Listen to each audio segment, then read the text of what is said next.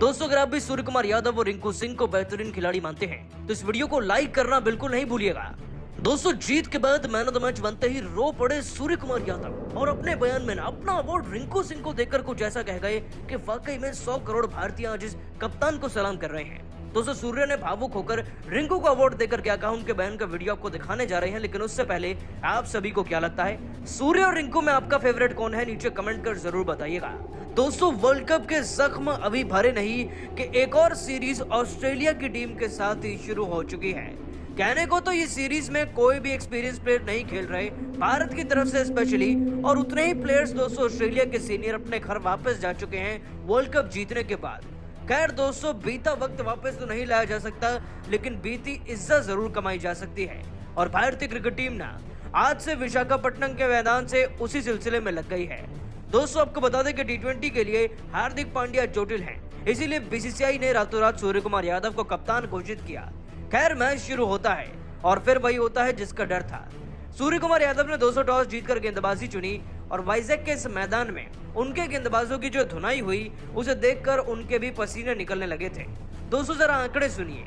5वें ओवर में भले ही हमें मैथ्यू शॉट का विकेट मिल गया था 13 रन पर, लेकिन इसके बाद जॉश इंग्लिश 50 गेंदों में 11 चौके 8 छक्के जड़कर 110 रन बनाकर गए। उधर स्टीव स्मिथ ने भी 41 गेंदों में 8 चौके लगाकर 52 रन ठोक दिए थे। और दोस्तों जब टी20 में स्कोरबोर्ड पर सामने वाली टीम 208 रन बनाए ना तो जीत केवल एक सपना लगती है। 209 का टारगेट जैसे ही भारत को मिला तो पता चल चुका था कि जीत शायद हमारी होगी ही नहीं। और दोस्तों ऐसी शुरुआत भी हुई। ऋतुराज गायकवाड़ 0 पर रन आउट हो गए तो यशस्वी जायसवाल भी कौन सा कुछ खास कर गए थे। 8 गेंदों में भले ही 2 चौके 2 छक्के जड़कर 21 रन की पारी लगाकर इस खिलाड़ी ने सपना जरूर दिखाया। लेकिन दोस्तों इनके भी आउट होने के बाद ना सूर्य और ईशान किशन मिलकर 10 गेंदों में 2 ही रन जुटा पाए थे। ऐसा लग रहा था कि वर्ल्ड कप के बाद एक और हार हमारा इंतजार कर रही हो, लेकिन फिर कुछ ऐसा हुआ कि पूरे पासे पलट गए, गेम पलट गया। दोस्तों सूर्य कुमार यादव ने 15 गेंदों के अंदर 3 चौके तो वहीं 2 गगनचुंबी छक्के ठोककर 194 के स्ट्राइक रेट से पूरे 30 रन बना डाले थे। इधर ईशान किशन ने भी दोस्तों 19 गेंदों में 1 छक्का लगाकर अपने 17 रन पूरे कर लिए थे। और जिस टीम के दोस्तों 2 ओवर के अंदर विकेट गिरने लगे थे, अब वो 7 ओवर में 70 रन पर पहुंच गई थी। और दोस्तों अब लग रहा था कि पुरानी भारतीय क्रिकेट टीम वापस आ गई है, पुराने सूर्य कुमार यादव वापस आ चुके हैं और जीतने की एक उमंग सी जाग गई थी। और दोस्तों केवल सूर्य ने नहीं बल्कि आगे चलकर ईशान ने भी खूब हाथ साफ किए। 38 गेंदों में 2 चौके 5 छक्के ठोककर इस खिलाड़ी ने अपने 58 रन सूर्य से पहले पूरे कर लिए थे। और फिर जब तक दोस्तों 2-3 रन और देखने को मिले, इतने में ही सूर्य आए और छक्का जड़कर अपना 50 पूरा किया अपने अंदाज में।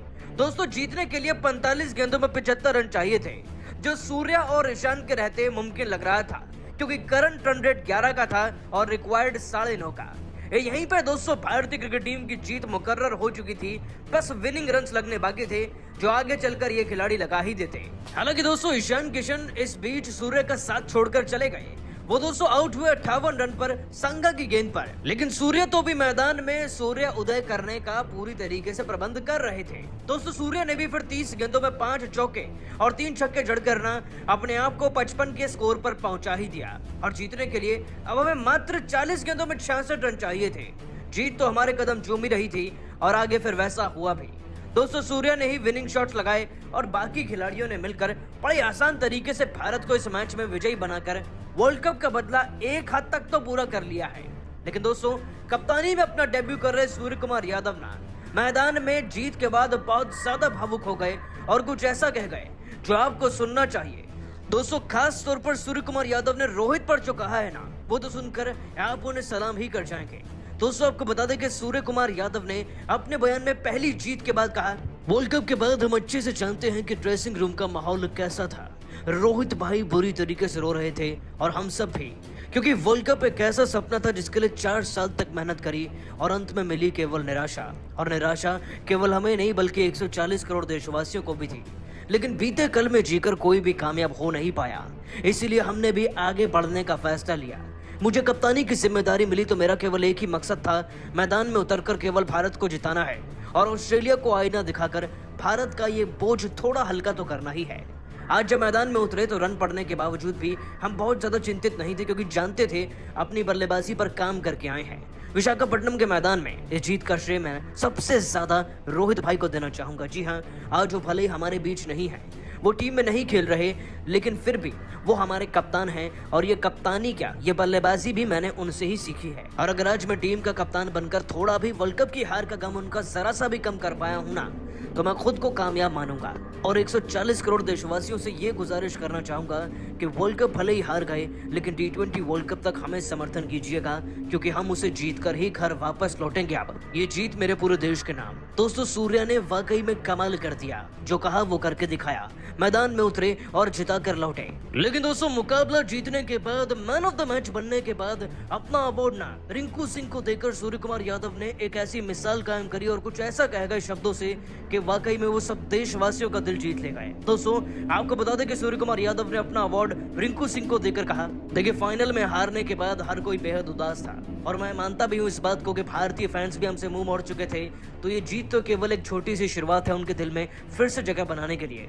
लेकिन आज इस जीत का श्रेय ना मैं अपनी टीम के सभी खिलाड़ियों को देना चाहूंगा और खासतौर पर रिंकू सिंह को। उनको टीम में तैयारी इसलिए किया गया है कि वो ऐसे मैचेस को फिनिश कर पाए। जब भी आपको एक बड़ा स्कोर मिलता है और आप एक बड़ी पारी बनाते हैं, तो आप उम्मीद रखते हैं कि अंतिम पलों में जरूरत पड़े तो रिंकू जैसे खिलाड़ी हमेशा हो जो फिनिश कर जाएं। और आज जो उन्होंने करके दिखाया ना अंतिम ओवर में, उसके लिए वाकई में हिम्मत चाहिए। तो ये मैन ऑफ द मैच का अवार्ड तो मेरे किसी काम का नहीं, लेकिन रिंकू के काम का जरूर है, क्योंकि वो इसे मुझसे ज्यादा डिजर्व करते हैं। इसलिए ये अवार्ड आज मैं उन्हें देना चाहूंगा, उनके साथ इस खुशी को बांटना चाहूंगा, क्योंकि एक युवा खिलाड़ी आगे बढ़े, उससे बढ़िया बात क्या है। दोस्तों, सूर्य का बयान रिंकू पर वाकई में दिल जीतने वाला है, लेकिन आप सभी को क्या लगता है, सूर्य और रिंकू में से किसकी पारी आपको ज्यादा बेहतर लगी आज? साथ ही साथ क्या रिंकू को सारे मैच खिलाने चाहिए? हाँ या ना, नीचे कमेंट करके जरूर बताइएगा। पूरे भारत देश के चेहरे पर एक बार फिर मुस्कान वापस आई, लेकिन ऑस्ट्रेलिया का घमंड है टूटने का नाम नहीं ले रहा है। उनके कई बड़े बड़े दिग्गजों ने तो अब भारत का मजाक तक उड़ा दिया। सबसे पहले तो ऑस्ट्रेलिया के महानतम कप्तान रिकी पॉन्टिंग ने एक बार फिर रोना धोना शुरू कर दिया। उन्होंने कहा कि इस हार का हमें बिल्कुल भी दुख नहीं है, क्योंकि मैन तो ट्रॉफी वर्ल्ड कप हमारे पास है। ऐसे में यदि हम 5-0 से भी ये सीरीज हार जाएं तो भी हमें कुछ फर्क नहीं पड़ेगा, और वैसे भी ये हमारी बी टीम थी, हमने सीरीज को सीरियस लिया ही नहीं, तो इस हार से उदास होने का मतलब ही नहीं है। वेल प्लेड इंडिया, आप लोगों को ये जीत जरूरी थी। तो वहीं शेन वॉटसन का कहना है कि आपको टीम इंडिया की तारीफ तो करनी पड़ेगी, उन्होंने बेहद मैच्योरिटी के इस लक्ष्य को चेस किया। मैं बेहद खुश हूँ कि फाइनल में उनका बल्ला इस कदर नहीं चला, क्योंकि यदि ऐसा हो जाता तो हम वर्ल्ड कप नहीं जीत पाते। लेकिन भारत की ये जीत कोई मायने नहीं रखती है, क्योंकि आपने वर्ल्ड कप गवा दिया। ऐसे में अब छोटी छोटी उपलब्धियों से आप क्या ही हासिल कर पाएंगे।